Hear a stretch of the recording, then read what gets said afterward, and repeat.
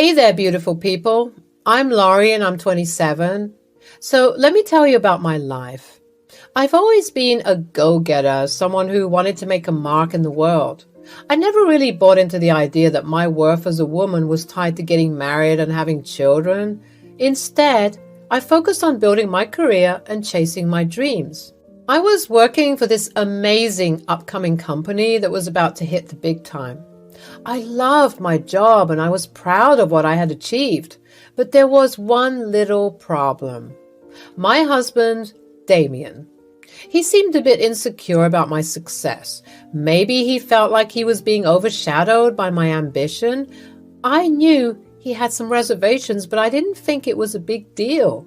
After all, I believed he should deal with his insecurities on his own. We got married pretty quickly, and looking back, I regretted rushing into it. As time went on, I started to see Damien's true character. He was this flirtatious and overly friendly guy, and it made me uncomfortable. Even on our dates, he would stare at other women like he couldn't help himself.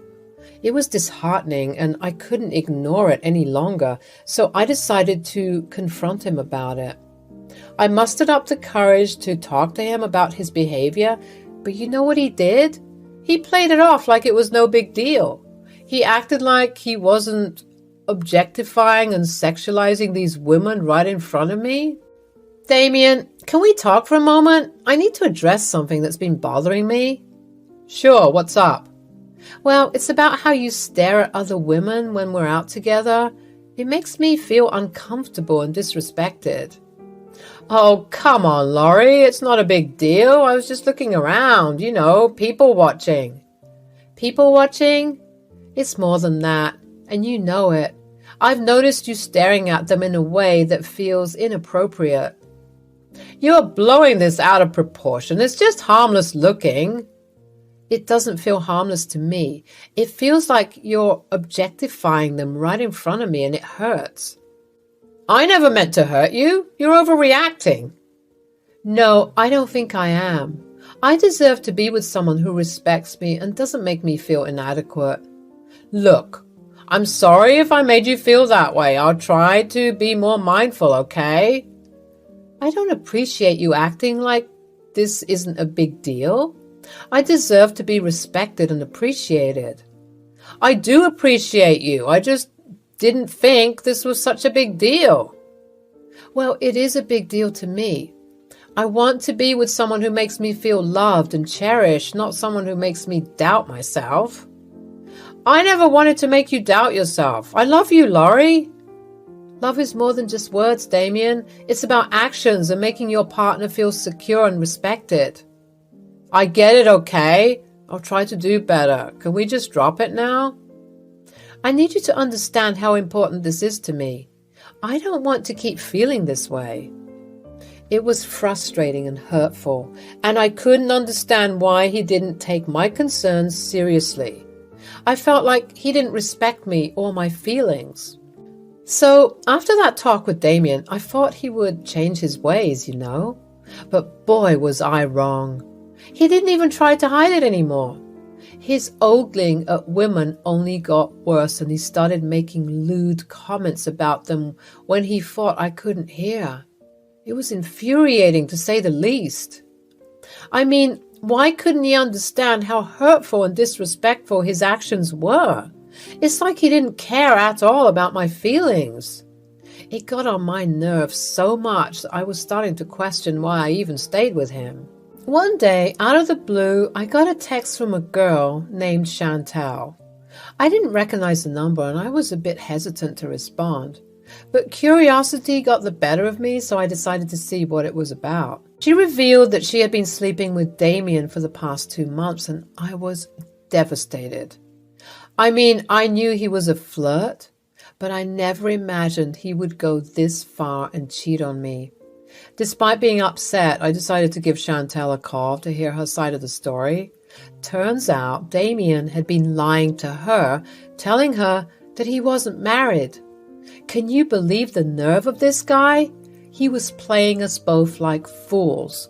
Before you think I did this intentionally, I want you to know I didn't know he was married at first. He lied to me, Laurie. He said he was single and that he wasn't involved with anyone. Of course he did. I should have known. I guess he's always been a liar and a cheater. I'm so sorry, Laurie. I had no idea. As soon as I found out, I broke things off with him. But I didn't tell him that I knew. I just felt so embarrassed and I didn't want to be involved in any of this. But I wanted to come to you as a woman and tell you what happened, straight from the horse's mouth. I can't believe this. I trusted him. And he betrayed me like this? Screw that bastard. I know it's hard to hear. I can imagine how hard it must be for you. Thank you for telling me. I appreciate your honesty, even though I wish I didn't have to hear this. I'm sorry, Laurie. I know this must be tough for you. It is, but I won't let him get away with this. He needs to face the consequences of his actions. I agree. He doesn't deserve you or anyone else for that matter. He's a real piece of work. Do you know what's crazy? Instead of being mad at each other, Chantel and I bonded over this whole mess. It was like we found solace in each other's pain and frustration. We both deserved better than this cheating man, and we weren't going to let him ruin our lives. You're a strong woman, Laurie. You deserve better than him. We both do. Yeah, we do. And you know what? I think we should team up and get back at him. Show him that he can't treat women this way and get away with it. I like the sound of that. Let's teach him a lesson he won't forget. Let's do it. We're stronger together, and he's about to find out just how strong we can be. Chantal and I started talking more and more after that, like sisters sharing stories and experiences. It was strange, but I felt this connection with her. We both decided that we needed to get back at Damien for what he had done to us. So together, as we talked about, we hatched a plan to confront him. I knew it wasn't going to be easy, but I was done letting him get away with his lies and deceit. I wanted to stand up for myself and show him that he couldn't treat people like this and get away with it.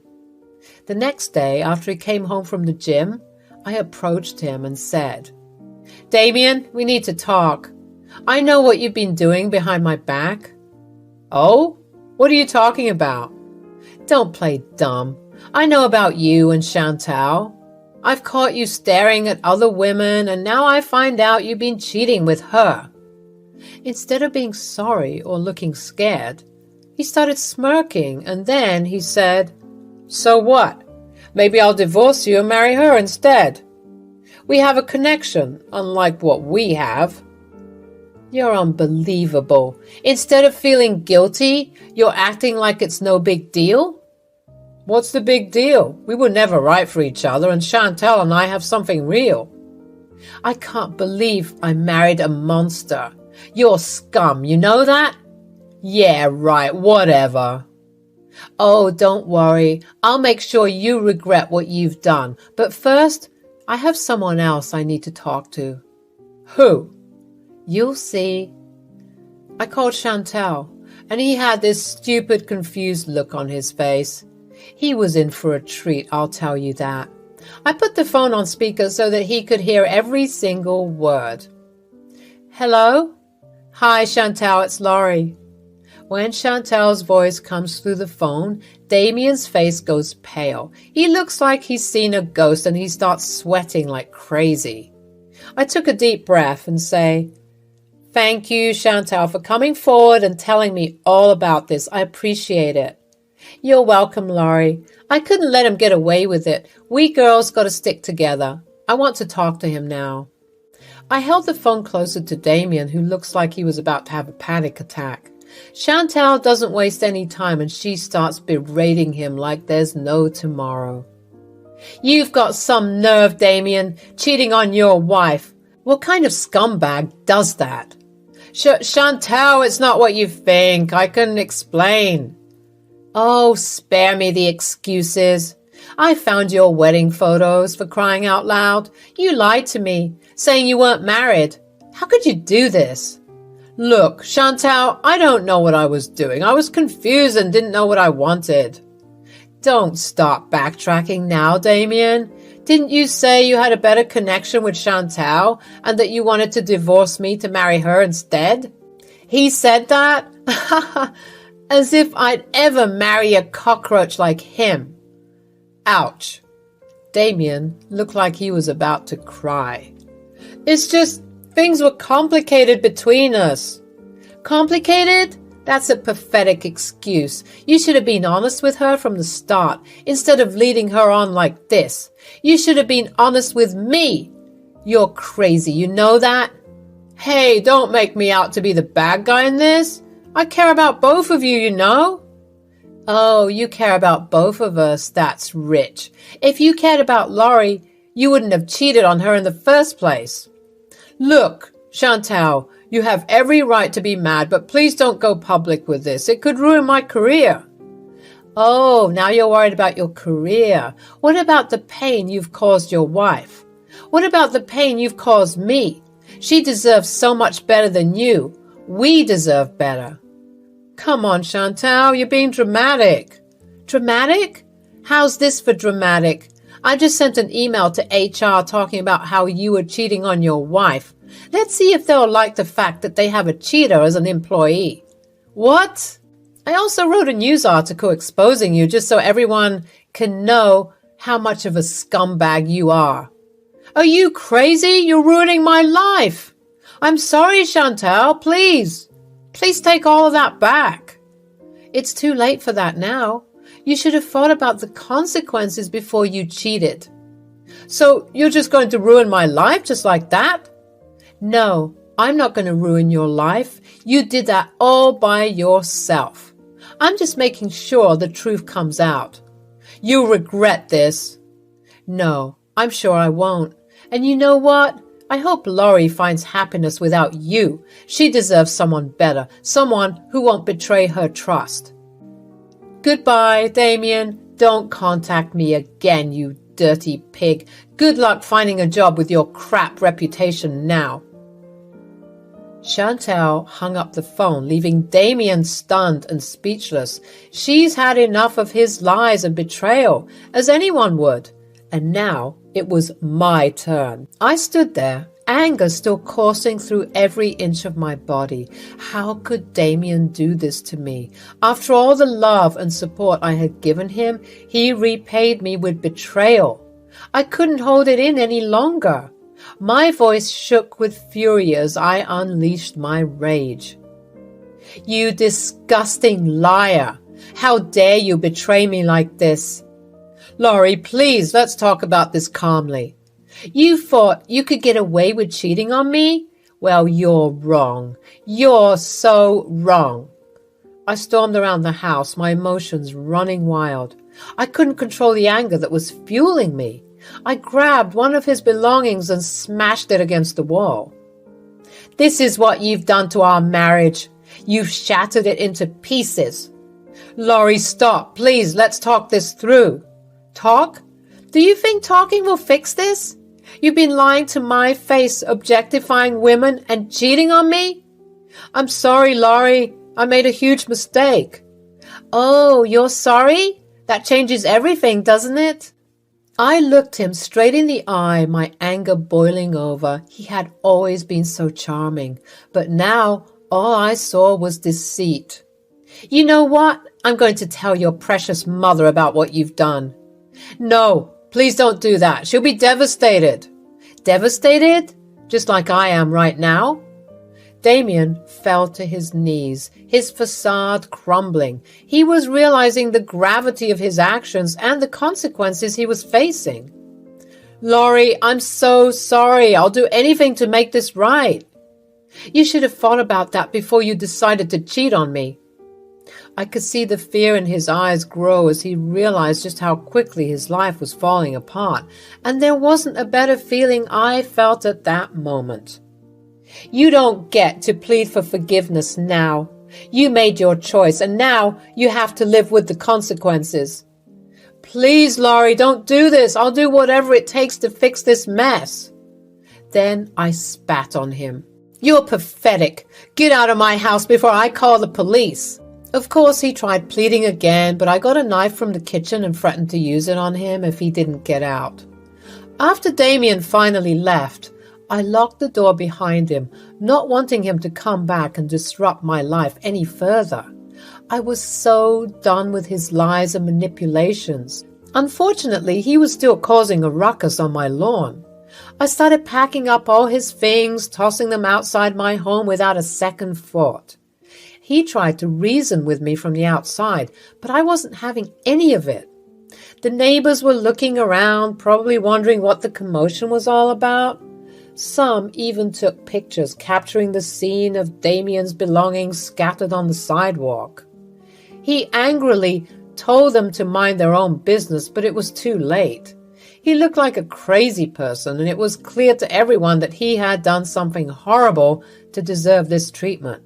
Months passed, and the divorce was finally being finalized. I hadn't seen Damien since the day I kicked him out, and to be honest, I didn't care to. As Chantal predicted, he had lost his job and was resorting to staying in motels while drowning his sorrows in alcohol.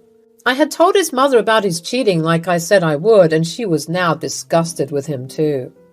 Opting to comfort me and disregard him completely when he tried to reach out to her. She refused to let him stay with her, which only added to his troubles and why he had to hop around from motel to motel. When I saw Damien in the lawyer's office to sign the divorce papers, he looked a mess. It was clear that he was hitting rock bottom. He appeared disheveled like a homeless person who had lost everything.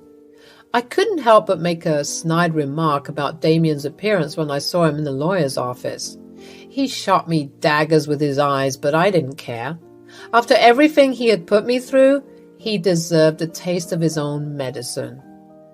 Look who finally decided to show up. You look like you've been living under a bridge, Damien. Cut it out, Laurie. You treated me like crap, and now I've lost everything because of you. Oh, please. You cheated on me, Damien. You lied and made inappropriate comments about other women right in front of my face. I gave you chances to change, but you never did. It wasn't that serious. You're blowing it out of proportion. Blowing it out of proportion? You disrespected me, our marriage, and our vows? You made me feel like I wasn't good enough for you? I had every right to be upset. Laurie, I've been struggling to find a job after that damn article. It's all over the internet, and it's ruining my reputation. Well, maybe you should have thought about that before you cheated on your wife and got involved with Chantal. Actions have consequences, Damien. Please, Laurie, give me another chance. I can change. I'll do anything to make things right. It's too late for that now. You had your chance and you blew it. Sign the papers and give me what I'm owed. Fine, but you'll regret this. I'll get back on my feet, and when I do, you'll see what you lost. I highly doubt that, Damien. Now sign the damn papers and get out of my life.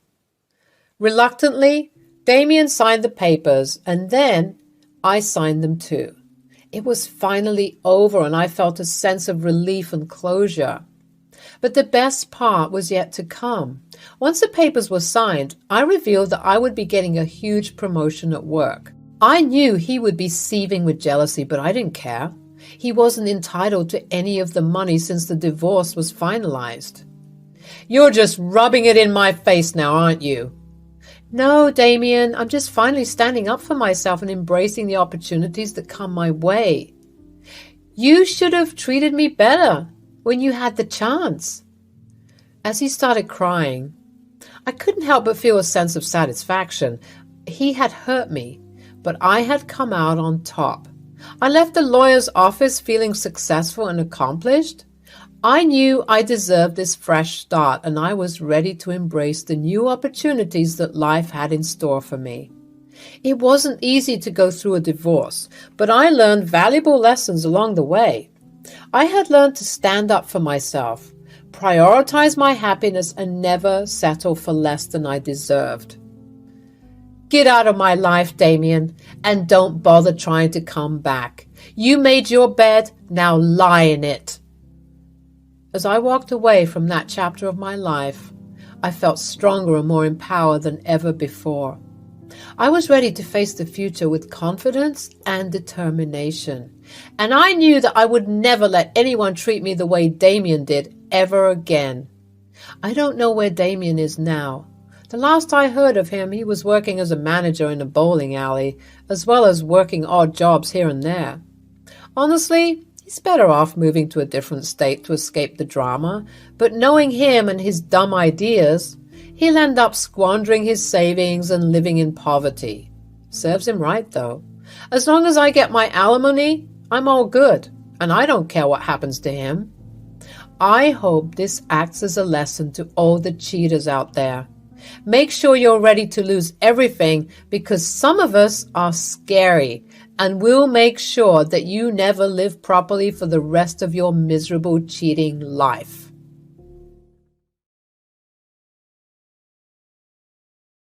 Hello guys, my name's Claire and this is my story. Unfortunately, my piece is about the obnoxious in-laws and husband that I have. I'm still in the process of getting a divorce, but thought of sharing the story with you. If you are constantly getting berated by your in-laws for no reason, this story will give you some nice ideas. Me and my husband, Zane, met through a dating site. I was in college back then and only 19 years old. Zane was 25 and had a pretty stable job for himself.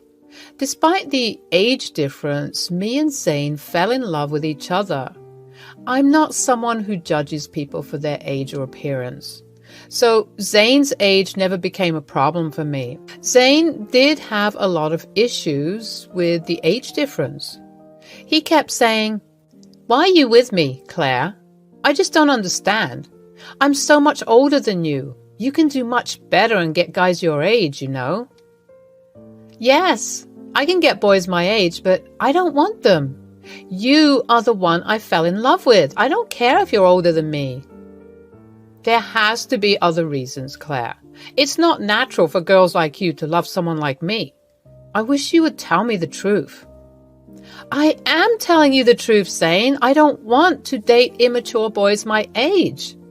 I am in love with you, and I don't care about anything else. Zane never believed my words. I could detect that he had some self-esteem issues, and perhaps that's why he was still single. So I was determined to prove myself wrong and show him just how much I love him. Throughout our entire relationship, I never let Zane spend money on me. I was not a broke college student, but didn't have a lot either. Still, I bought him gifts and paid for my meal every time. I had a small job, so it wasn't like I was penniless. I could tell that Zane appreciated those gestures.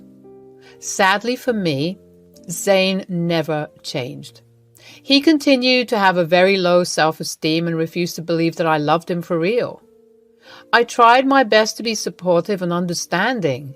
However, his suspicions of my love always broke my heart. For the first 2 years, I had no idea why he had such a low esteem for himself. But when I met his parents, it became very clear. Zane's dad, Michael, was a hard-working guy. However, he once got lucky and won the lottery. That changed his life forever. He bought an expensive house and moved from the rented apartment they lived in. The rest of the money they put in an account so they can be comfortable for the rest of their life. However, there was one problem. Michael and his wife Molly always thought that they were better than everyone else. On our first meeting, he said, "You know, not everyone can make it big like me. I was a hard-working man, and look where it got me. Do you know how uncommon it is to win a huge lottery? The chances are very low, but I did it on the first try." We always knew how to make good decisions. Not everyone has those qualities. Look at Zane. I mean, he did complete college and all, but he will never have money like us. He couldn't even get a girlfriend before we won the lottery. I guess most of his partners did have gold-digging personalities. I'm sure they did. They left as soon as we accused them of being greedy.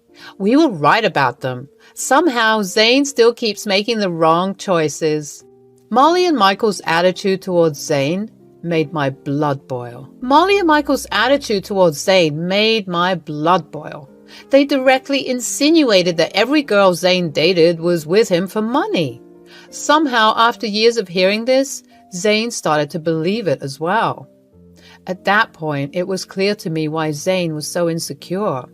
The fact that Molly and Michael also hinted at me being a gold digger was humiliating for me as well. I decided that I needed to speak up for him and myself. I said, "I am sorry, but I have to disagree with you on that. Zane had worked hard to establish himself at his job. With time, he will become even more successful." "Well, that doesn't change the fact that women only want him for money. The money we have is ours, but Zane does co-own the house. Ultimately, it will be his when we pass. Let me tell you, every time they see our $200,000 house, I swear these girls see dollar signs in their eyes." "I'm not sure about his exes, but I'm not with him for money. I love your son, and that's why we're dating. I want nothing to do with your house." "Don't worry, Claire.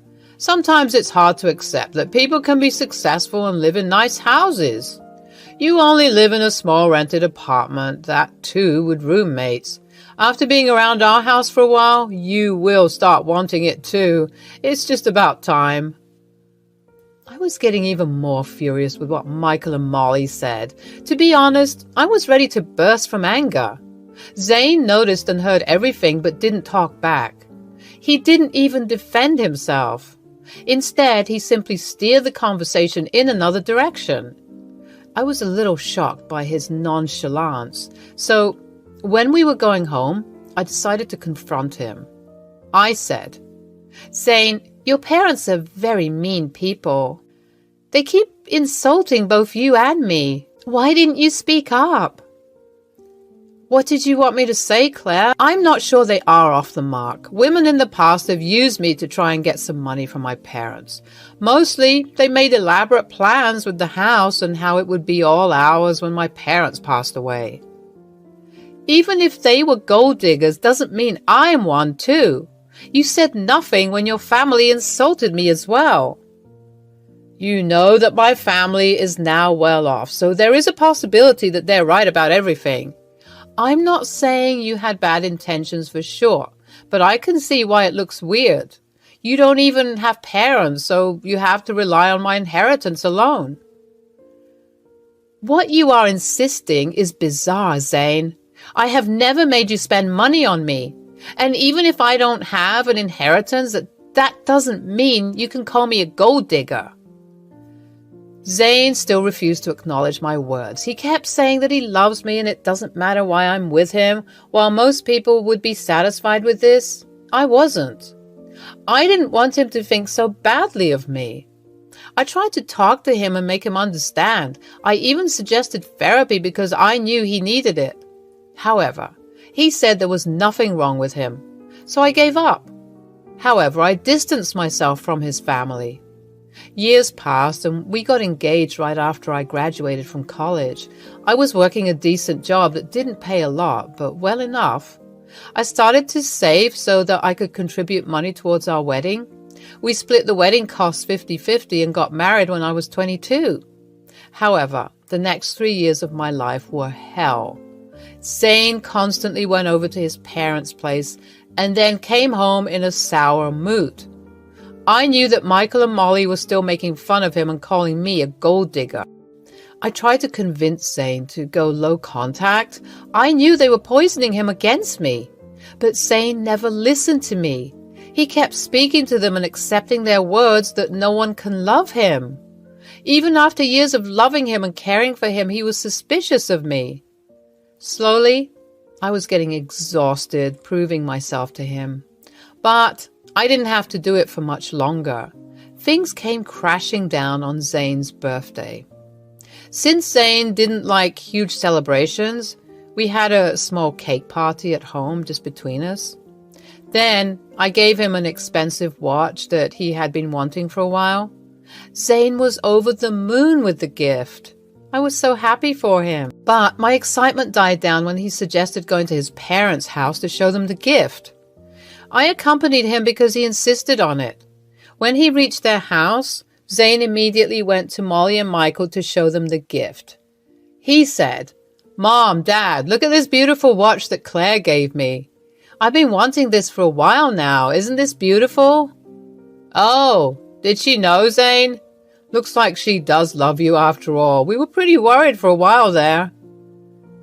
"Don't get so carried away, Michael. She's a gold digger and married our son because we own a $200,000 house. Let's not forget the facts." "Yes, that's right. I almost forgot that the house is the only reason why Claire married Zane." "Excuse me? Why do you think I married your son for your house?" "Well, you were just living in an apartment after working for 4 years. Besides, Zane is so much older than you. Why would you marry him unless you want something from him? I'm sure our house was always an attraction, if not his money." "I married your son because I love him. All your theories about my gold digger personality are bullshit. Zane knows the truth and he will tell you just that, right, Zane?" Well, to my utter astonishment, Zane never said a word. I was already starting to feel weirded out by the fact that my in-laws thought I was a gold digger, but Zane's reaction, or lack of reaction, was extremely shocking for me. He kept his head down and refused to look at me. I decided to press him a little. Honestly, I couldn't believe he wasn't protesting for me. I said, "Zane, why are you not saying anything? Your parents always thought I was a gold digger. How will they know the real me if you don't tell them? Why are you quiet? Tell them they're wrong." I don't know what you want me to say, Claire. I don't know if my parents are off the mark. There might be a possibility that you are after this house." "Are you serious right now? Zane, even you think I married you for your assets?" "He's not wrong to think like that. It is very suspicious that you never tried to buy a house. You don't even talk to him about buying a house. For someone who rents a place, buying a house should have been your priority." "Yeah, it is your priority, but you decided not to work for a house. You saw that our house is an expensive one. You can't afford to buy a place like ours even if you try. So you decided to just marry Zane and settle here." That does make more sense to me. I mean, why will you marry me anyway, Claire? You might have feelings for me, but I think there's more to that than just love. I had no words to say after this. All my love for Zane was devalued into nothing. At the end of the day, my in-laws and even my husband considered me a gold digger. My in-laws' reaction didn't bother me as much as Zane's response. I was devastated. So on the spot, I made a decision. I wanted to file for divorce. I didn't tell them about my decision. I simply waited for the perfect time. So after me and Zane went to our place, I called a lawyer and told him that I wanted to file for divorce. He assured me that the papers would be ready within a week. I also decided to stay in a separate room for the time being. Zane didn't say anything because he thought I was letting off steam. He had no idea what was coming. When the divorce papers finally arrived at my parents' house, I packed my bags and left. When Zane called me in panic, I told him to come to an address and to bring my in-laws. I gave him the address since he had never been to my parents' house. He was confused, but agreed. When they arrived, I was waiting for them on the porch. They looked pretty dumbstruck by the house. I said, "You must be wondering why I brought you here. It's a beautiful house, isn't it?" "Beautiful? No one can even compare their house to this. God, this must cost in millions. This is a mansion." "That's right. It costs around $2 million in today's market. Pretty expensive, but worth the money. There is furniture too, with an added value of millions." "What is this place, Claire? I don't know why you have access to such a house." "Why don't you guys come in so that we can talk? I can't tell you everything on my porch." "What do you mean by your porch?" I ignored them and walked inside. They followed and were even more impressed by what they saw inside. Truly, the owners of the house spared no expense. When they sat down, I said, "I have come to a decision. That's why you're here. I filed for divorce. Here are the papers. We can agree to an uncontested divorce if you want." "What? I don't understand. Why did you file for a divorce?" "Because you and your parents think I'm a gold digger. You guys think I'm after your house, right? I can tell you that's not true, but you won't listen. So I will spare you guys from my gold-digging self and divorce Zane. That will make everyone happy." "You're considering divorce just because my parents told the truth? You're being ridiculous." "Yes, it's not like we said something wrong. Why do you need to do these theatrics?" "I think this is a good thing. Zane, if she's so insistent, you should sign the papers. At least then you'll find someone who loves you." "Why did you bring us to this house? Do you want me to buy you this as part of our divorce settlement?" "Why would I buy this house, Zane? This house is already mine." The shock and disbelief on everyone's face was like a balm to my soul. They looked at me like I was joking. Zane and his family was very unconvinced. He said, "How the hell can you afford a house like this? You stay on rent and don't have a good enough job to afford this. Don't lie to us." "I'm not lying, Zane. Remember how I told you that my parents left me some inheritance? Well, this is the house I talked about. It's under a trust now, but I will get the house once I turn 30. I don't work a good job because I have a trust fund waiting for me." "That's impossible. Your parents died way back. There's no way they didn't let you get the house sooner." "Well, you see, my parents were well aware of the leeches that I might attract. So they told me never to mention the house or trust fund to anyone. Call it experience, but they knew someone could exploit me. So they left everything to trust to keep it safe until I was 30. That way I would be well settled with someone who I know won't benefit from my inheritance." "Oh my God, Claire! You should have told us that you're rich. We had no idea. Damn, this is a big house you have got. We will all live so comfortably here." "Yeah, you should have told me that sooner. We thought you were after our house. We could have avoided all the misunderstanding." "I knew that Claire was perfect for Zane, see? I have been telling you that she is a great woman. Look how rich she is. Zane really found a great match." Hearing this, I laughed. They changed their stance about me so fast it made my head spin. What's more bizarre was that they soon forgot that I filed for divorce.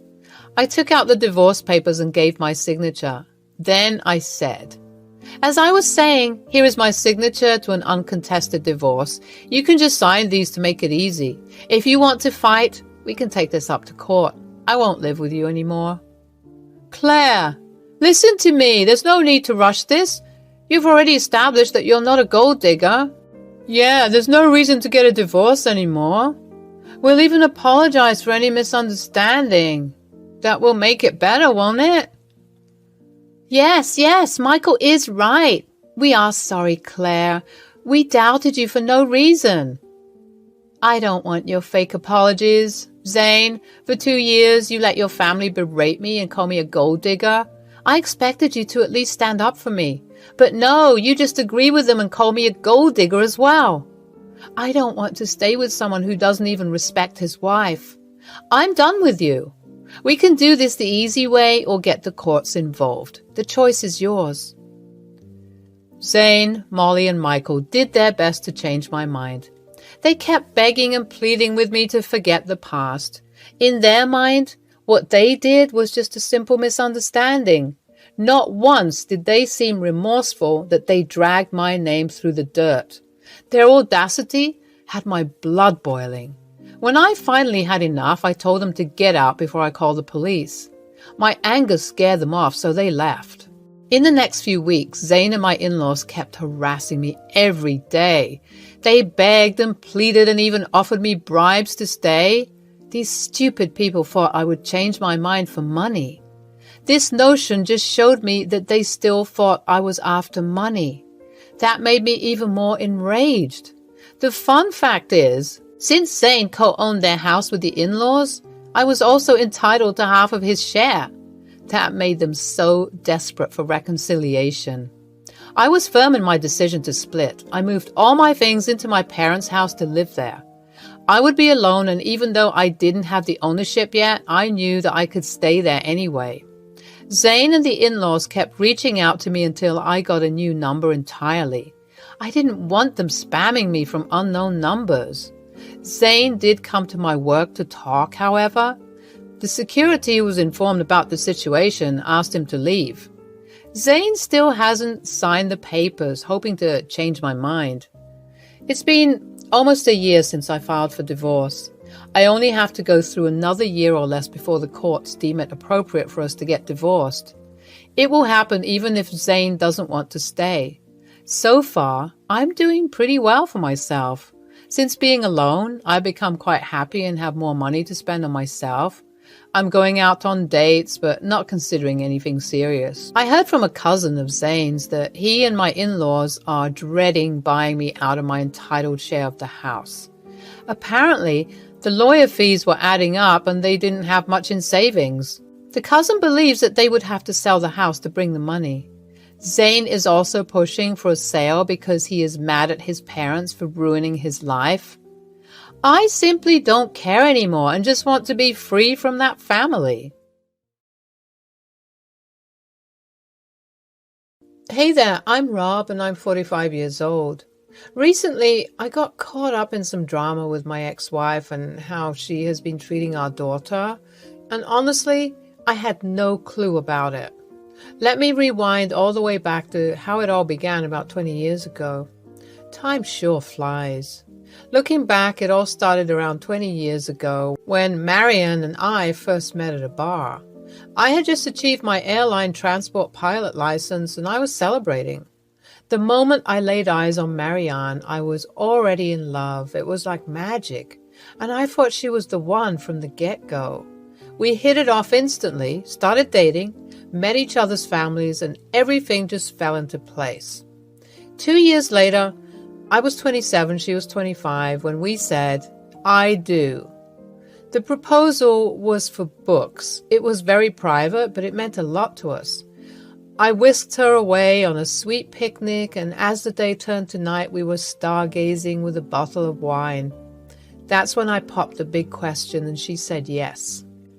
Not long after our marriage, Marianne became pregnant with our first child, Joe, just a month into our marriage. That's when I was already up in the skies as a pilot. I admit I've been an absent dad for a big part of my life. Marianne took on the role of a stay-at-home mom while I was flying all over the place, doing my pilot thing. Before we got married, flying was something Marianne and I enjoyed together. However, as our family grew, circumstances changed and my absence became more pronounced. My flying schedule limited the time we could spend together, and I regret not being more present during those crucial moments of Joe's upbringing. Back when I had more time before taking on a full-time job, Marianne and I were inseparable. We would go flying together once in a while, cherishing those thrilling moments in the sky, and we had a blast doing other couple stuff as well. But when the job and our son Joe came into the picture, things got a bit tricky. My pilot gig had me away from home way too much, and I knew it was tough on Marianne. Still, whenever I managed to be home, we made it count, man. We'd plan romantic dates, call up a babysitter, and just have a great time together. But looking back, I do regret not being there as much for Joe. Those classic father-son moments, like teaching him to ride a bike or shoot hoops, just slipped through our fingers. Joe was into football, and even attending his football games became a rarity due to my busy work schedule. It seriously bummed him out because football meant a lot to him. But then the heavens smiled upon us and little Dorothea, or Dottie, entered our lives. However, during that time, I could see that Marianne wasn't doing so well emotionally, and I totally understood why. I mean, she was practically a one-woman show, raising the kids while I was out flying all over the place. While she was just a tiny tot, I lucked out and managed to switch to part-time work, which gave me more time to spend with Marianne and the kids. Marianne and I patched things up, and it felt like we were reliving our wild 20s all over again. It was a frickin' happy time. During those part-time work years, I soaked up every moment with Dottie, and it was awesome. But I couldn't help but notice that Joe had grown distant from me. I chalked it up to the typical teenage hormones and didn't dwell on it too much. Then came the time when I needed to go back to full-time work, mainly because I was the sole earner in the family. With the kids getting older, I wanted to support them, especially Joe, who would be heading to college soon. I felt a strong urge to compensate for the times I couldn't be there for him, and one way I thought of doing that was by helping out with his college tuition. Little did I know that this time, when I left for work, things wouldn't be the same when I got back home. I had just gotten home from a long flight, taken a refreshing shower, and had dinner with the kids. Then Marianne and I headed upstairs after wishing the little ones good night, and that's when she dropped a bombshell on me. I want a divorce. Whoa! That came out of nowhere. Really, Rob? It's been 17 years. I do not even recognize you anymore. I don't know the book on your nightstand. It used to be our thing, right? We hardly talk. The person I knew seems to have vanished. Every time you come home, I welcome you with open arms, but all you do is talk about your flights. I listen and then I tell you about the kids. It's like we've lost the us in all of this. I feel like I'm just a bored housewife now. If it's all in my head, tell me now. Tell me if I'm wrong. No, you're not wrong. I've let things slip, and I'm sorry for not being the person I promised to be. It's not your fault, but I can't keep holding back anymore. I haven't found someone new, but I won't lie. I thought about it. I've been trying to keep things together for the sake of the kids, but I can't do it anymore. I understand. I'm sorry, Marianne. If you want the divorce to happen, I won't stand in your way. After the separation, Marianne and I agreed that joint custody would be best for the kids, and it made sense for them to live with her since she knew them better. I was like a stranger in their lives. Surprisingly, the divorce didn't hit me as hard as I thought. Don't get me wrong, I was devastated, but I guess being away all the time had already killed the love between us. I still had respect for Marianne, though. After all, she's the mother of my kids, and I miss those little munchkins like crazy. Marianne and I completely lost touch after the divorce. Our only communication was about child support. I relied on the kids to fill me in on how things are going with her and how they were managing at their grandparents' place. I felt bad for them, honestly. I even offered to help Marianne find a place to rent, but she turned it down. Eventually, during one of their visits, the kids dropped the bombshell that they had moved in with Marianne's new boyfriend, Matthew. I guess it was bound to happen sooner or later, but I just hoped the guy treated Marianne and the kids well. I wanted to talk to her about it, but she wouldn't respond when I brought it up. The weird thing was the kids became really quiet ever since they moved in with him. It was kind of off-putting, but I didn't think much of it until Joe left for college. I helped him out with college tuition, and he was grateful for that. With Joe gone, I had to pick up Dottie from Marianne's new place, or rather her new boyfriend Matthew's place, and let me tell you, that dude gave me a sketchy vibe. The first time I saw where they lived, I was like, whoa. No judgment or anything, but it wasn't the best place, and I couldn't believe Marianne went for a guy like that. When I went to pick up Dottie, Marianne opened the door. Seeing her after so long was like a blast from the past. She looked different, all troubled and stuff. She was wearing a robe, looking pale and skinny, and, no offense, kind of old. Something seemed off. Hey, how's it going? I'm okay. Yeah, cool. So this is Matthew's place? Yep. I've been seeing him for a while now. Dorothea, can you hurry up and leave already? That is when I heard Matthew calling out for Dottie, and it felt like he was screaming at her. I did not like the dude for talking to my daughter like that. It just did not sit right with me, and with all of Marianne's short replies, something definitely seemed off. She had never been this quiet in her life. It was like she had lost her spark. She looked tired even more when she was with me. It made me wonder what was going on in her life and if everything was okay. I took Dottie with me and we had an awesome evening. We watched her favorite movie, The Princess Diaries, for like the 10th time while munching on Takis, but hey, I was not complaining. I was just so happy to be spending time with my daughter. For dinner, we ordered pizza and then we indulged in Ben & Jerry's cookie dough ice cream for dessert. During our little dinner chat, I tried to get to know more about this Matthew character.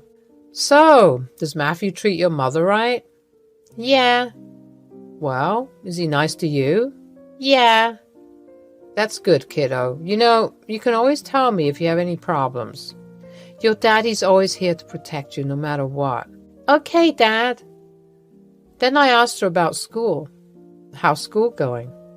I don't want to lie to you, and I need to come clean about something. I don't go to school anymore. Mom told me to keep it a secret from you.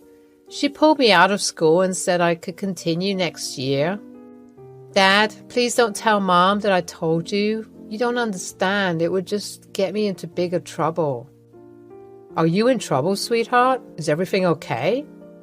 Yeah, I mean, everything's fine, but please just don't tell Mom. Dottie, I really need to understand why your mom would keep this from me. Not going to school and taking a gap year is a big deal. I'm really worried about you and I want to make sure everything's okay. I know, Dad, but Mom said she's handling everything and she didn't want you to get involved. I was taken aback by the whole situation. I could not wrap my head around what was happening with Marianne. Even though I promised Dottie not to say anything, I needed to understand why she wasn't sending her to school. Dottie was on the verge of starting middle school, and missing out on those crucial years felt really concerning to me. I mean, I'm providing financial support, so what could be the reason holding Marianne back? Initially, I thought about asking Joe for some insights, but I didn't want to burden him with our family issues. He has his own life now, and I didn't want to disturb that. With a couple of flights lined up for the week, I decided to wait until I got back to talk to Marianne about it. I asked Dottie to go to bed early and dropped her off at Matthew's place the next day before heading to the airport. A few days later, I finally landed my flight for the week and had the weekend off. It had been ages since I had a weekend to myself, and I was stoked about it. When I got home, my phone started ringing, and guess who it was? Marianne. But when I picked up, it was Dottie on the line. Hey, Dad. Hey, baby girl, what's up? Is everything fine? Why are you calling from your mom's phone?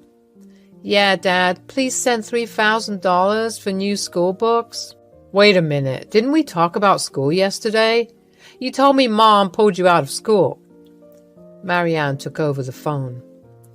Dorothea needs money for some new books. It's $3,000. I knew Marianne wasn't sending Dottie to school. Feeling exhausted and frustrated, the fact that Marianne would hide something like this from me and then lie to my face made me snap. I couldn't hold back my anger any longer. What's the money really for, Marianne? I've been sending you child support all this time, and now I find out Dottie isn't even going to school? What's happening here? Where is all the money going? Oh my God, I'm just going to talk to you later. And then she just hung up the phone on me.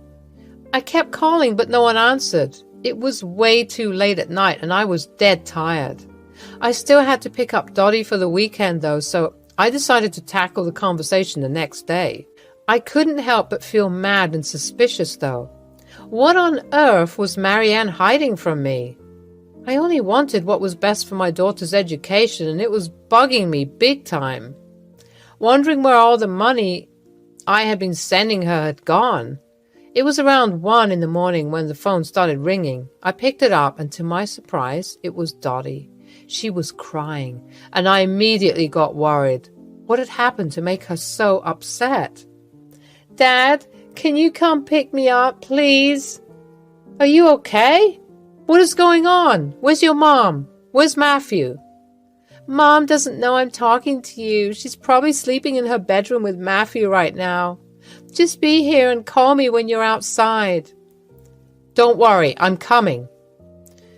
I could sense the fear and distress in Dottie's voice, and my heart sank. I told her to stay put, and I dashed out to pick her up, my mind racing with all sorts of worries about what was happening. I drove like a maniac to their place, not wasting any time. I called Dottie, and she tiptoed out the door like a ninja. This meant that Marianne had no idea that I was here. I gave Dottie a big hug as soon as she got into my car, and we didn't talk at all during the drive back home. Once we got home, I got her settled on the couch and told her to make herself comfortable. I grabbed her a glass of water, trying to ease the nerves and worry that she must have been feeling. "Sweetie, you've got to be honest with me if you want me to help you out here." "Okay, Dad." "When Mom and Matthew found out that I told you about them pulling me out of school, they went ballistic. Mom started chucking stuff at me." "What? She threw things at you?" "Yeah, it was like a crazy storm in there. And Matthew was yelling at me, saying all these awful things, like I'm worthless and should just disappear." "What? Your mom has completely lost it." "Mom said we're having some money problems and things are going downhill fast at home." "What do you mean, sweetheart?" "We've been scraping by, Dad. It's been rough. We're having cereal for dinner." "How long has this been going on for?" "Joe never mentioned any of this to me." "Since Joe left for college." I couldn't believe what my daughter was telling me at first. It was just so hard to wrap my head around the idea that Marianne, I knew, who had always been a good mom, could do something like this. Joe never complained about her, and yeah, she could be strict, but never abusive. But here's Dottie claiming that Marianne slapped her and threw stuff at her, while that dude, Matthew, was spewing nasty, hurtful words at her like she was some piece of trash. My blood was boiling with anger and worry for my little girl. After putting Dottie to bed, I poured myself a drink and sat down feeling terrible.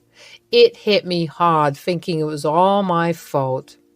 If only I had been there for my wife and kids right from the start, maybe things wouldn't have turned out like this. Marianne had apparently gone off the rails, and now my kids were suffering because of it. It broke my heart to think they might carry trauma from all this. Hearing what Dottie went through that day made me wonder what else Joe had kept hidden from me. I had so many questions swirling in my head. Why was Marianne acting like this? What caused her to change into someone unrecognizable? Had my absence turned Marianne into a monster? The next day, I asked Dorothea to stay home and headed over to Marianne and Matthew's place. I was so furious that I feared I might actually punch that guy for what he said to my daughter. I knocked on their door, and Matthew answered. "We were expecting you. Where did you take Dorothea?" "She's my daughter, and it's none of your business where she is. Where's Marianne?" I stepped inside the house. Marianne was there, sitting on the couch, sobbing uncontrollably. I was so puzzled, I just needed the truth at this point. "Oh my God, just start talking, Marianne. Why have you been behaving this way? You laid a hand on our daughter. Where has all the money been going? And you, Matthew?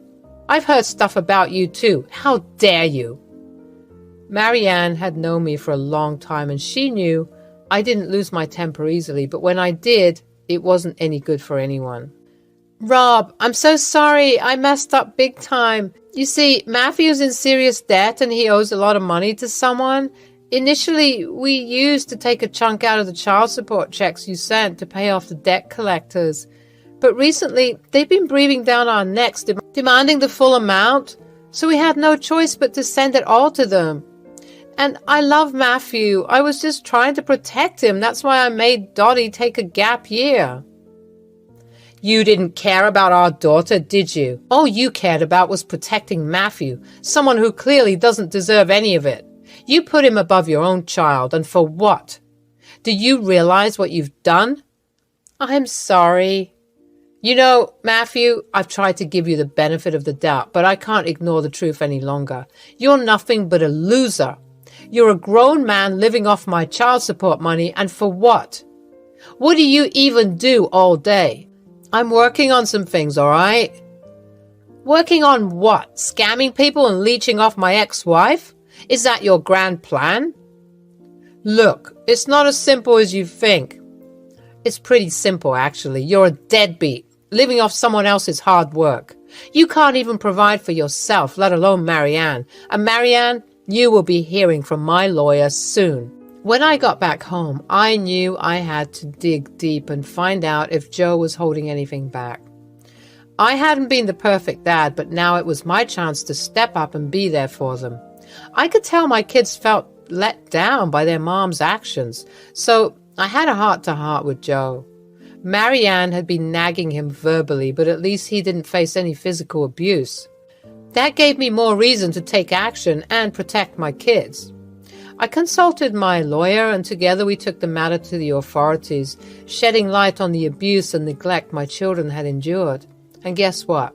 I finally won the legal battle and got full custody of my kids. Marianne tried to beg her way out of it, but the court wasn't buying it. She lost custody and visitation rights. As for Matthew, my gut feeling about him was right. It turned out he had a criminal record for breaking and entering, leading to his imprisonment for a year. I've retired from flying and moved into a role in management and mentorship, all with the sole purpose of being there for my daughter and son this time.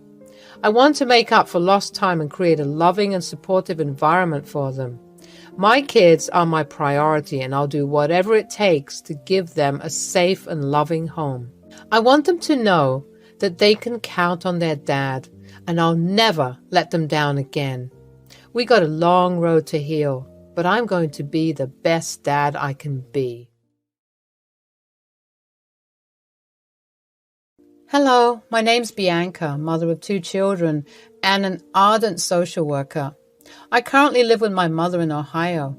I run a small organization that provides to terminally ill children, whether it's taking them to an amusement park or a museum.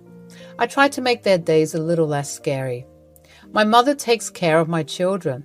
They're going to a new school. I know these new adjustments bring a lot of new changes, but we are managing quite well.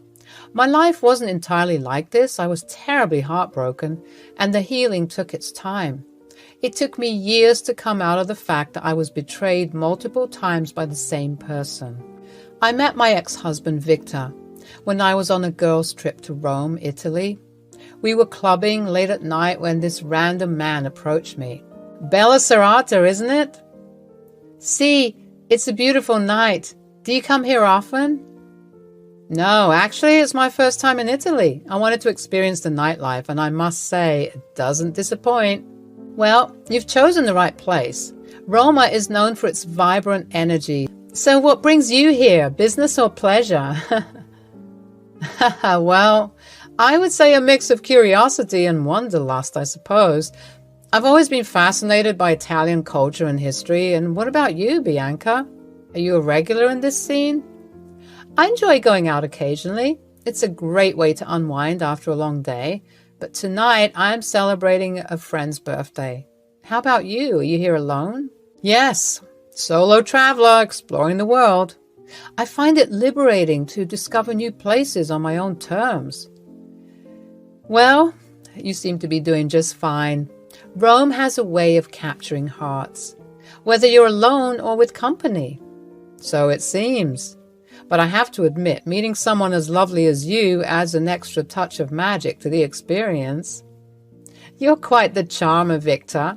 I appreciate the compliment. So tell me, what else have you discovered during your time in Rome? Oh, where do I start? The Colosseum, Vatican City, the Sistine Chapel. I've been soaking in history, the art, and the cuisine.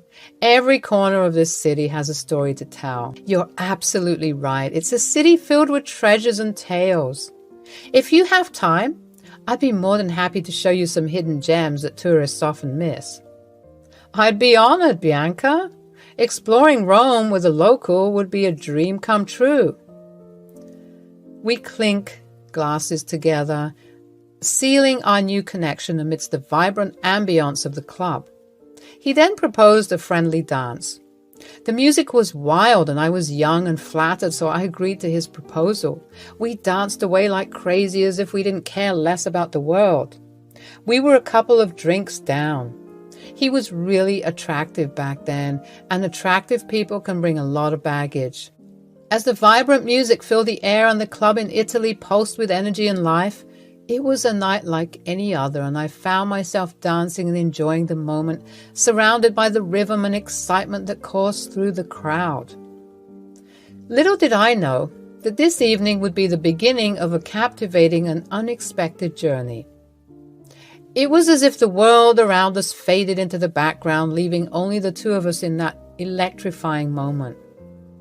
We moved together in perfect harmony, our bodies swaying to the rhythm of the music. The chemistry between us was palpable, growing with each twirl and dip on the dance floor.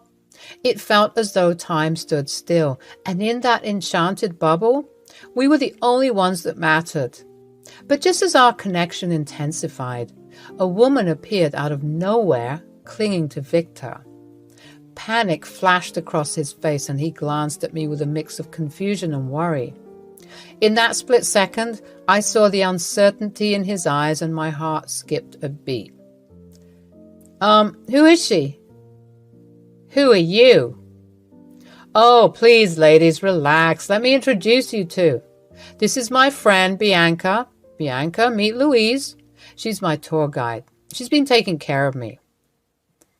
Thank you, Victor. That was really kind of you. But, baby, we must head back. You know we have to get up early morning. Baby? Victor, just give us a moment, Bianca. We have to talk about tomorrow's schedule. I still have a few days left to be here, so I planned an elaborate tour guide just for myself. I'll come back to you. Stay still. Don't you dare go anywhere. He held me by the waist and planted a kiss on my cheek. As I watched their interaction unfold, I felt a wave of emotions crash over me. Doubt and insecurity threatened to overshadow the joy and attraction I had felt just moments ago. Who was this woman? And what did her sudden appearance mean for the budding connection between Victor and me? I mean, I get it, she was the tour guide, but which tour guide calls you baby? I was really done with this shit. I looked for my friends who were hanging by the pool. They were all really buzzed except Emily. She was always the sober one in the group. She got up and approached me. I dropped myself on the comfy beanbag that was placed next to the pool. So, how was it? Well, let's just say it was an interesting experience. Victor turned out to be quite the Casanova. What? No way. He seemed like such a genuine guy when he approached you at the club. What happened? At first, everything was perfect. He was charming, attentive, and full of stories about his travels. Then, we went for a bit of dancing. It was going so well, you won't believe how I was swooning at his moves and so on. But then a girl comes out of nowhere and clings to his shirt, calling him baby and stuff like that. Ouch! The worst kind then. He didn't look like he was fazed at all by it. He excused himself and started chatting with her instead. I stood there for 7 minutes, then it started to feel embarrassing, so I left. Oh no, Bianca, I'm so sorry. That must have been disappointing and hurtful. Did you not feel like confronting him? I did, but I couldn't muster the courage to do so. He was attractive. I was just another pawn in his game, LOL. And here I thought chivalry still exists. My friends and I decided to leave the club. It was getting late and there was no point dilly-dallying any longer. Half of them were sloshed already. I called for a cab while Emily and one of the waitresses took hold of my drunk friends. Wow, quite a sight that was. We reached our hotel, and after putting all my friends in our respective rooms, Emily and I decided to take another martini before going to bed. The reception was busy, so I had to go fetch the drinks. We also had some pizza ordered along with some Italian cioccola. I was almost forgetting about the guy I encountered at the party until I reached into my pockets. I found a note. It was written, "If whatever magic we had back there was true, then meet me tomorrow afternoon in front of the statue that depicts the birth of Rome." Oh my God. Emily, look. When did he slide this in? Gosh, that creep. How clique. Such a stereotypical Casanova move. Charming young man planting a lover's note in the naive girl's pocket. Jeez, I'm too drunk for this shit. Oh, hush, Emily. You're ruining its charm. I bet he did that when he planted that kiss on my cheek. That was kind of smooth. Not gonna lie. Please tell me you're not considering actually meeting him, are you? I mean, I don't mind giving him a second chance. These second chances are the worst. I never really trusted them.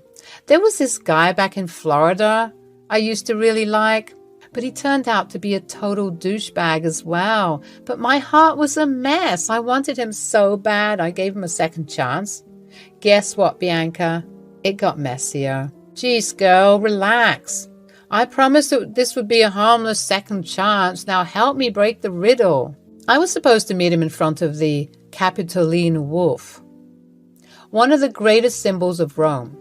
From the moment our eyes met in the bustling streets of Rome, Victor and I embarked on a journey that would forever change our lives.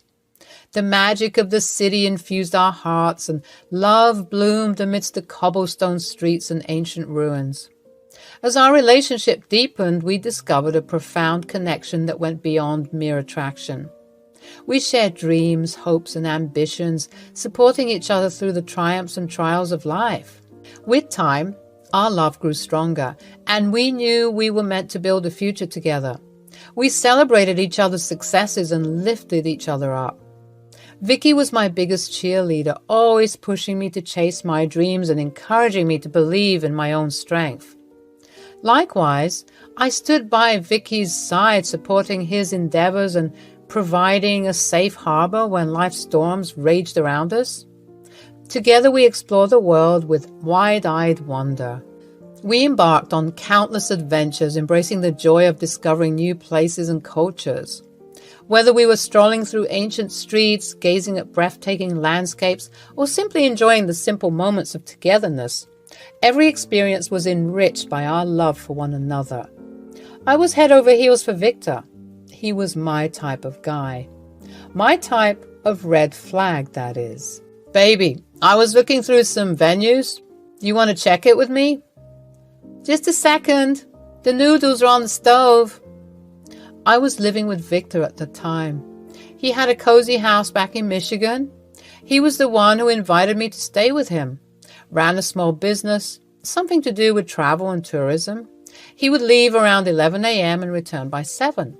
I used to work from home, mostly in customer service. My shift was almost the same as his. After work, we would either go for a drive or a small walk. So, where have you decided? Noticed anything you like? I was thinking, how about the same place where we met, in Rome? What? Are you serious? Wouldn't that be too expensive? I mean, the venue, the decorations, invitations, food. Nah, don't worry about it, love. I spoke to one of my rich clients from Italy. He said he would do all the arrangements at a lot less price. Interesting acquaintances. How do you even manage to make such alliances? I should totally learn from you. That's my secret. But you are a special one, so I don't mind. Want to know? Absolutely. Tell me. Well, I use a lot of what? My sexy charm. Screw you, so full of yourself. In the picturesque setting of Rome, surrounded by loved ones, we exchanged vows and committed our lives to one another. The joy and excitement on that day were immeasurable as we embarked on the adventure of marriage hand in hand. We were ready to face the world as a team, navigating the highs and lows with unwavering support.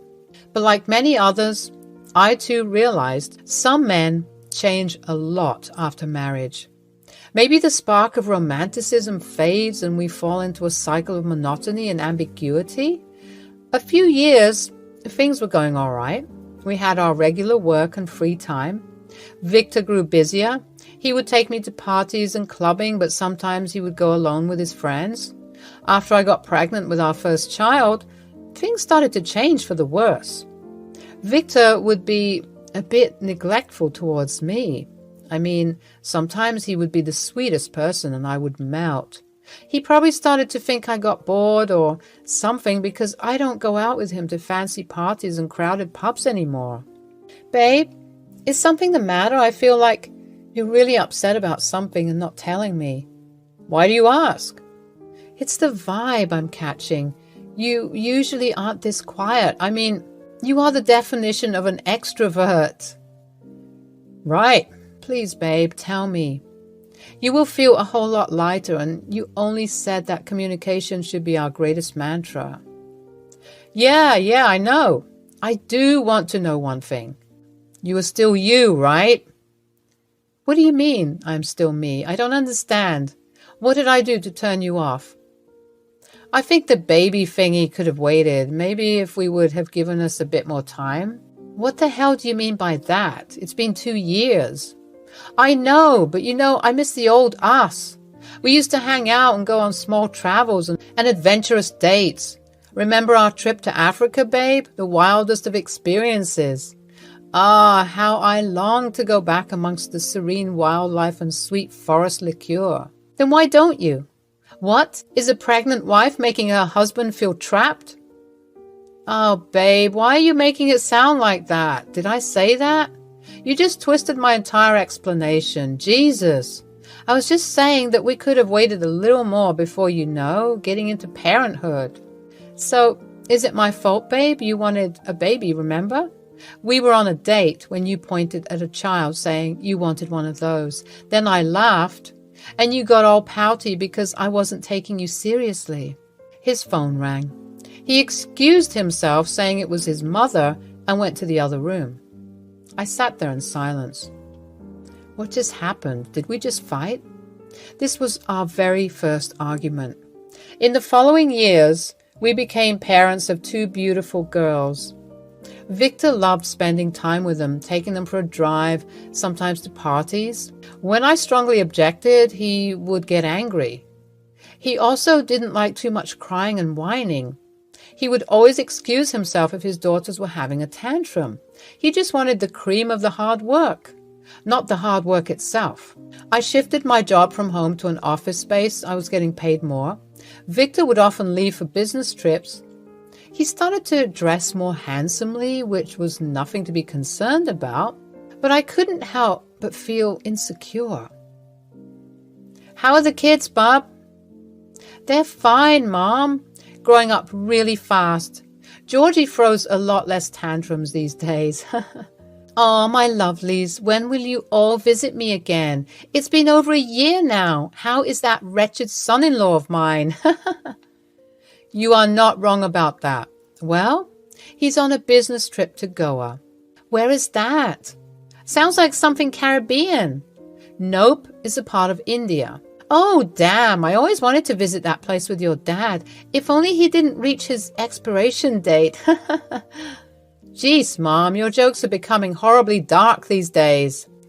Oh, you know how I find refuge in dark humor. You get to laugh more than you get to cry. You should slowly resort to that too. As the days passed by, I couldn't help but notice a change in Victor, my so-called loving husband.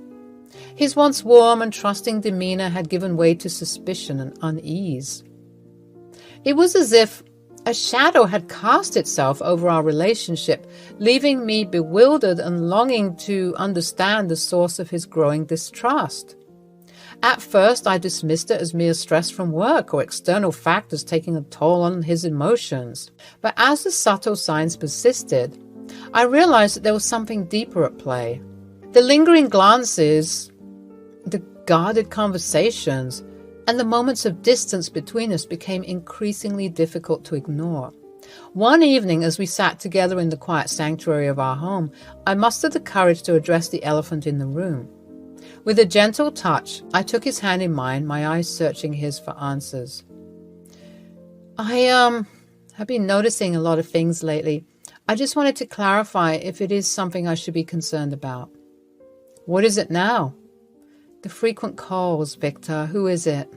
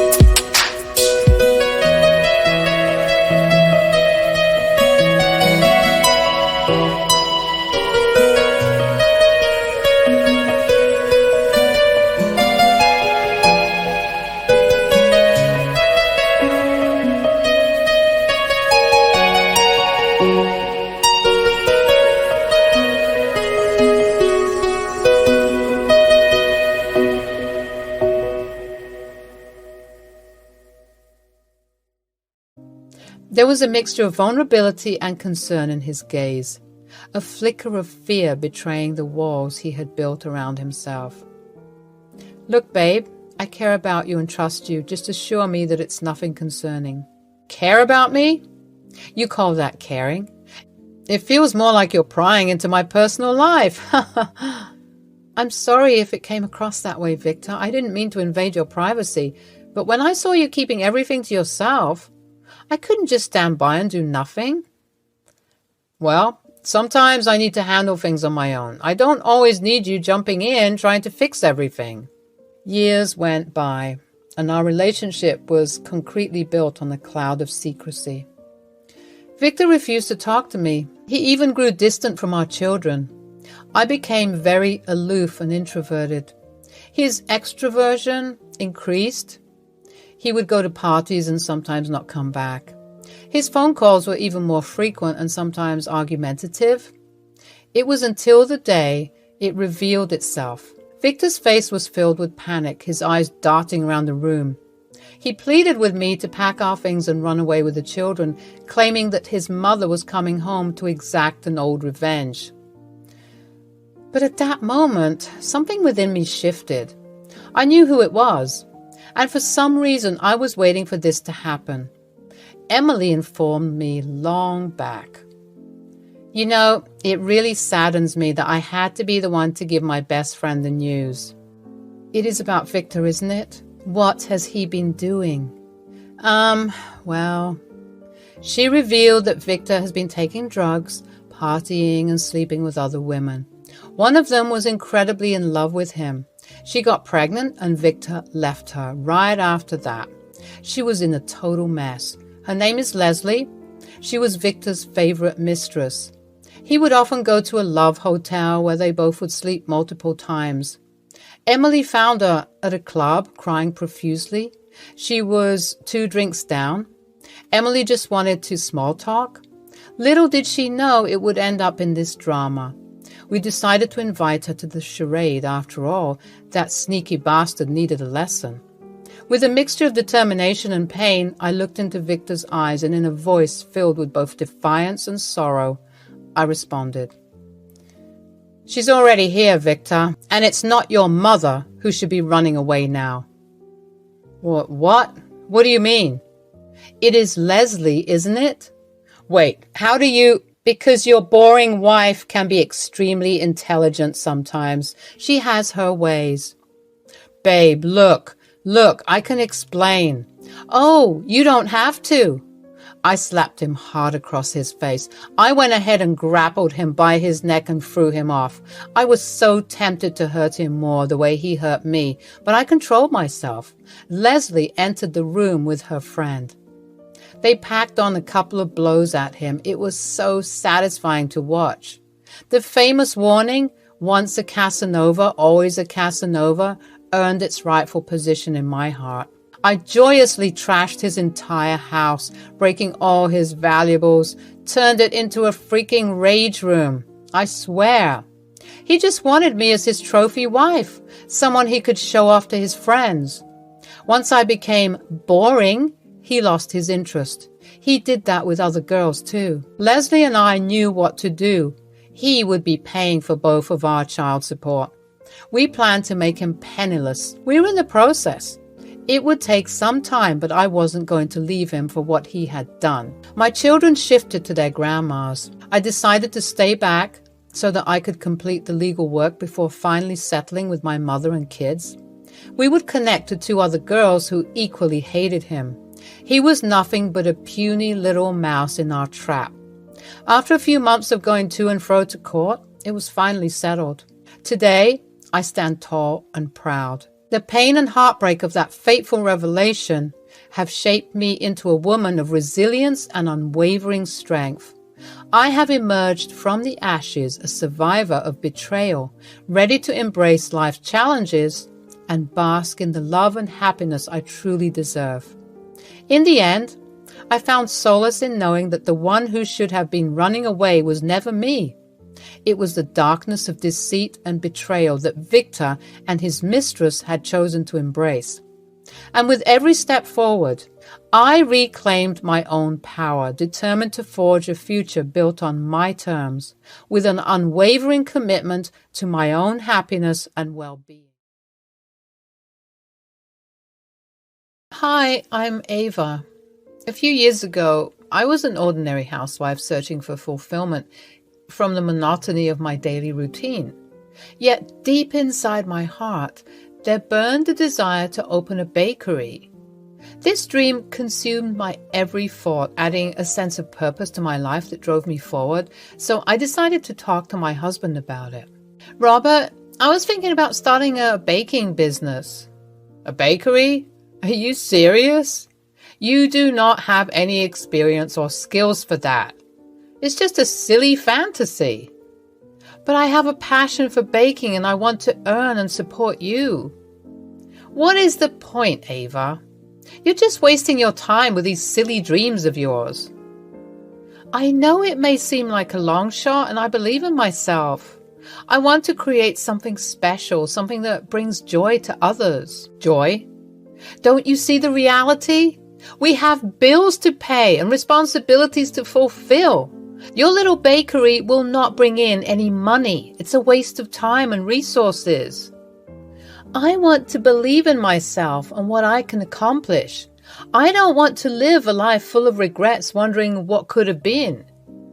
Fine, Ava. Do whatever you want, but don't come crying to me when it all falls apart. I will not support this foolishness. I didn't get demotivated by Robert's words. I saved up some money and started baking for friends. Robert, guess what? I saved up some money and started a home baking business. Oh, a home baking business? I told you it's a waste of time.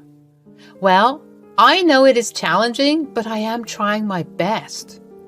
Trying your best, Ava? Let us be realistic. There is no way you can compete with established brands and shops. It is just a hobby, not a real business. It is more than just a hobby to me, Robert.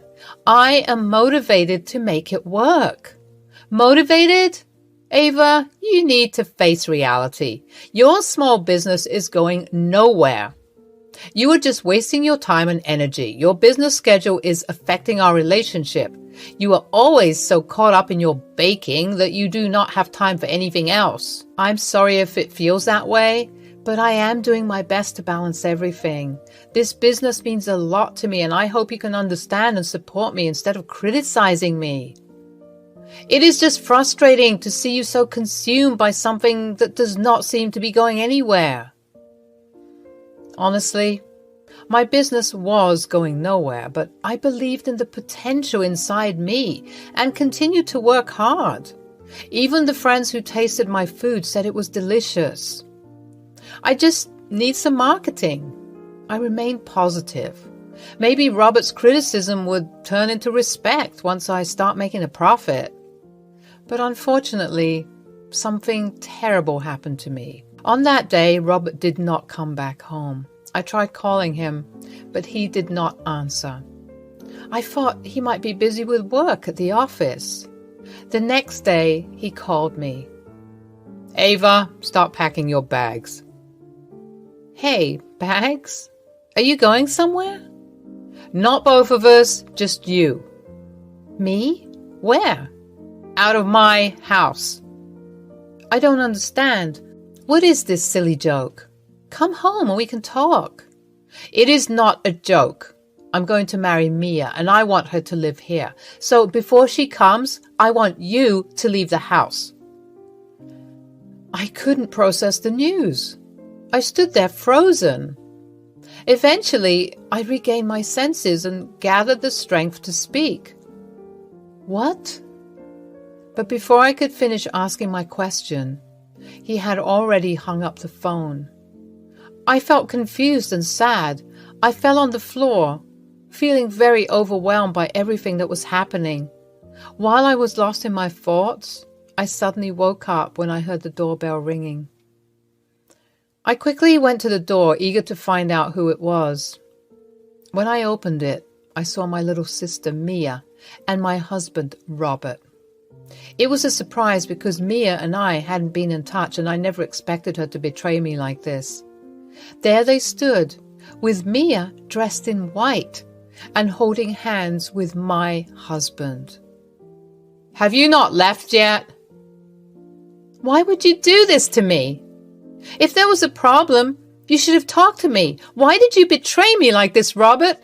What did I lack that you had to turn to another woman?" "You have nothing.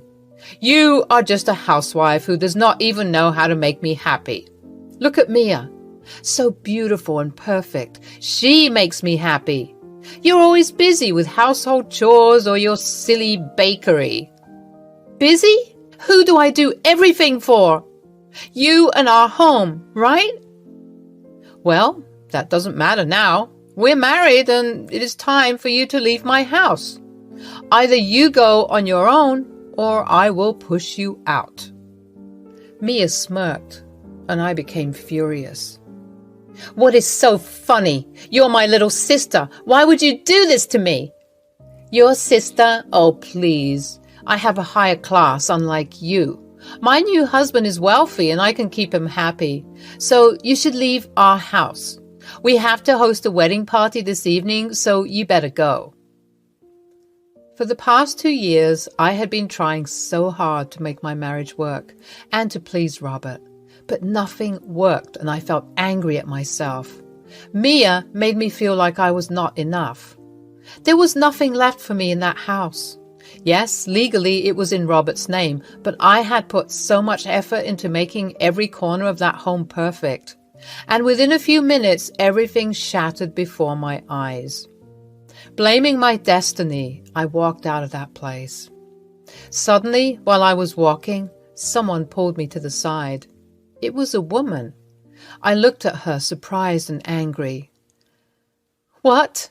Rose? Can't you see you were walking in the middle of the road? You could have been hit by a car." Rose was my friend from childhood. We met after so many years, and that too in such a situation. She almost shouted at me and I snapped back to my senses. I had been walking on the road without paying attention, lost in my thoughts. I felt a chill thinking about what would have happened if that car had hit me. "Are you even listening to me? What's wrong with you?" "Oh, yes, I'm sorry. Thank you, Rose." "Huh. It is okay. Do you need any help? Where are you going? I can drop you off." Where was I going? I did not have any close friends in the city. My parents lived far away and I did not want to trouble them. Robert was my everything. I felt ashamed of myself. "Actually, I don't know where to go." "What?" "Never mind. Can we at least go to the restaurant? I'm super hungry. Are you?" And then I realized, yes, I was hungry, but I had left home without any money. What was I going to do for food and living? I had no work experience.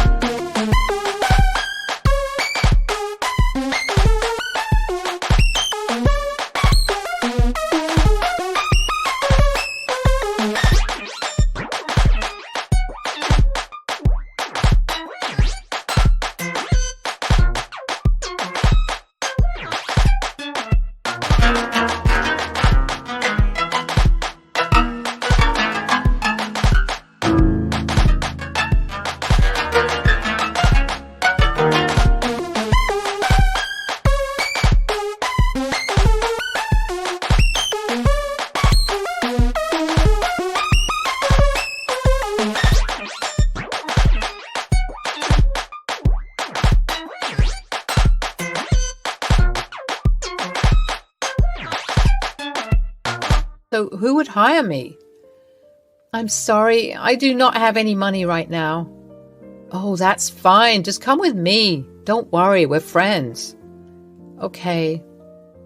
I went to a restaurant with her. It was beautiful and looked expensive. The chandelier hanging in the center caught my attention. Hey, what brings you here? I thought you were in Australia. Yes, I was studying there. After completing my degree, I came here for work. Rose, you don't have to go through all this trouble for me. It looks expensive. Hey, it's okay. I'll take care of the lunch. We got interrupted as the food arrived. It looked delicious. Soup, Caesar salad, and barbecue chicken burger. I was hungry, so I started eating without waiting for Rose. Did you like the food? Yes, it's nice, but the burger buns could have been better. Really? Our buns and pizzas are very famous. Oh, I'm sorry, I didn't mean it like that. The food is good, but there's room for improvement. The buns could be crispier and better baked. The soup could have more seasoning. You are talking like a chef. Oh, no, I'm just a stay-at-home wife. Well, I used to be. Anyway, I bake a lot and even started a baking business, but it's not going anywhere. Oh, you have so much knowledge. Why don't you try working at restaurants? I'm not qualified for that. Not every restaurant requires qualifications. You seem experienced, and that's enough. I can tell something really bad has happened to you. Would you like to share it with me? Rose looked concerned and helpful, and I wanted to share everything with someone. I explained everything to her. That is terrible. What kind of man is he? We can sue him legally. I'll help you. Hey, no, I don't want to do anything, and I don't need anything from him. What is the use if there's no love left? Let him live peacefully. You are so kind-hearted, Ava. He did wrong to you, and he will pay for his actions. But until then, focus on yourself. You have so much potential. Try going out and getting a job. Even I need to become independent. Do you have any references here? I can start from here. Oh, sure. I'll book you an appointment with the owner. That would be so helpful. Are you in the management department? Yes, you can say that. Rose paid the bill and we left the restaurant. I had found new hope. So where will you go now? Actually, I don't know. I'll call some of my friends and find a temporary place. I am your friend, right? Why don't you come with me? Are you sure? You've already done so much for me. No problem, dear. Stay with me until you find a permanent place. Thank you so much. I moved in with Rose. Her home was beautiful with a big library full of business books. I lay on the bed thinking about Robert and Mia's wedding party. I was deeply in love with Robert and it wasn't easy to move on, but I decided to trust myself and give it a try. The next morning I got ready using Rose's office clothes. I looked at myself in the mirror and kept staring. I looked smart. I wasn't used to this look. I usually dressed simply, always wearing an apron and smelling like tomatoes. Maybe that's why Robert left me. My thoughts were interrupted by Rose. You look smart. Thank you. Are you ready for the interview? Yes, hoping for the best. Good. I'll drive you to the restaurant. We arrived at the restaurant. Rose told me where to go and she went to a meeting. I went to the waiting area feeling so nervous. After all, it was my first job interview. I gathered my courage and stepped inside. When I opened the door, I was surprised. It was Rose. Rose? Sorry, can I come in? Hey, Ava, you don't have to be formal. Come in. Hey, Ava, you don't have to be formal. Come and sit. I sat in front of her. She was the owner of the restaurant. The previous day, I criticized her restaurant's food. I felt ashamed. Sorry, Ava, this is kind of a surprise for you, but yesterday I did not want to overwhelm you. Oh, I understand. Shall we start the interview then? I judged you enough yesterday, and you are the best candidate for me. But The head chef wants you to work in the kitchen today, and we will let you know tomorrow about the job role and the rest of the formalities." "Thank you so much, Rose." "No need, Ava. Do your best in the kitchen." I went into the kitchen. It was an amazing place. I had only seen such a place in movies or cooking shows. I never thought I would get a chance to visit such a place. I decided to give it my all. The head chef told me to make the same soup we had eaten the previous day and to bake the burger buns. I knew what was missing, so I did my best. The head chef was surprised and praised me a lot. Everyone was happily tasting my dishes, and they could not believe I was just a stay-at-home wife before. But more than that, I was surprised at my newfound potential. There was a long way to go. Eventually, I got the job, and the salary was surprisingly high. I had never had this much money before. I was happy working there. I put all my effort into the job because it was all I had left in my life. Over time, I got promoted and became the head chef. I bought my own house in the city where no one could kick me out. Our breads and soups became famous and people came just to taste them. I even published a recipe book. But deep down in my heart, my dream of having my bakery was still unfulfilled. I decided to talk to Rose about it. "Hey, I want to talk to you about something." "Yes, Ava, please go ahead." "Actually, do you remember when I told you about my dream of opening a bakery?" "Yes, I do." "Well, I've been thinking about opening my bakery, but to do that, I would have to quit my job at your restaurant." "Oh, that's so sad. But I don't want to hold you back, Ava. I know you have the potential to establish your brand, and I'm with you." "Thank you so much, Rose. You are the best person I have ever met. I will train the restaurant's chef well, so you don't have to worry about the food after I leave." "I know, Ava. You will do your best for our restaurant." And so I left the restaurant. I had enough savings to open a bakery in the city center, and that's exactly what I did. I gathered the best team possible, and we opened my bakery called Ava's.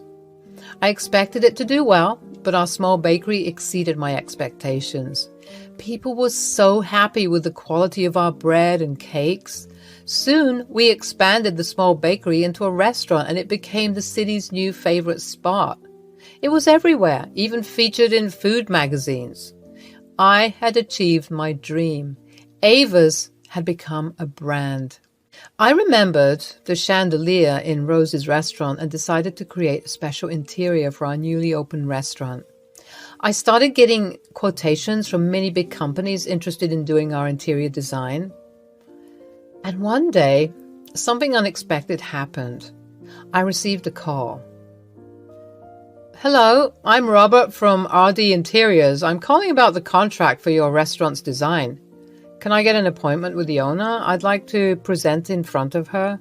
Yes, it was Robert, my ex-husband, who betrayed me and kicked me out of the house. I had come so far from my past. Why was he appearing in my life again? Anger, sadness, surprise, so many mixed emotions filled my mind. "Hello? Robert, is this you?" "Oh, Ava, I couldn't recognize your voice. It's changed a lot." "What do you want from me now?" "I'm sorry, Ava. I shouldn't have done that to you. I couldn't understand your importance and potential back then. Please forgive me." "You broke my trust, and it's beyond forgiveness. Please leave me alone. I'm not interested in talking to you." "Ava, please, at least listen to... Don't you understand? I said I am not interested in talking to you anymore." "Ava, please listen to me for 5 minutes, then hang up." "Fine, talk. But don't expect anything in return." "Ava, my previous company fired me because I wasn't attentive at work. I started working at RD Interiors a few months ago, but even this company isn't satisfied with me. My responsibilities have increased and I can't handle it all.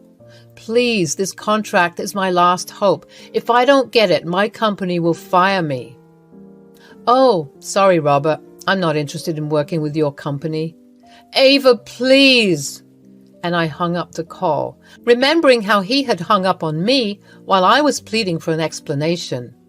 Rose came to meet me on Saturday. She had become like family to me, and I desperately wanted to tell her everything. "Hey, Star." "Hey, what happened? You don't look fine as usual. Is everything okay?" "Well, the new restaurant and its interior." "What about it? Are you struggling to choose the best one?" "Actually, I got a call and it was from Robert. He was asking for a contract for the interior of this new restaurant." "Robert? Who? Your ex-husband?" "Yes." "Ava, I told you he would pay for his actions. This is a good opportunity for revenge." "Yes, I know. I want him to realize he made a mistake. I told him we don't want to work with his company. They might have fired him for not getting the contract." "Ah, well, it was not an official way of securing a contract anyway." "I wonder what happened to him. He was very sincere at work, and now he got fired from 2 companies? Strange." "Yes, he's paying for his actions. But don't think too much about it. Let us go out." "Yeah, sure." I received a text from Robert. "I'm sorry, Ava. I've done you wrong. I have nothing left. Please come back to me. We'll work on our relationship again. I'm going to divorce Mia. I've realized your love and effort." While eating ice cream with Rose, I read that message without feeling anything. One thing was certain. I would never go back to him. The person who wasn't there for me during my difficult times was now demanding my attention during my happy moments. Honestly, that was my achievement, but I no longer had any love left for Robert, so I texted him back saying, "I have moved on, Robert. Wishing you all the best for your future," and continued enjoying my ice cream.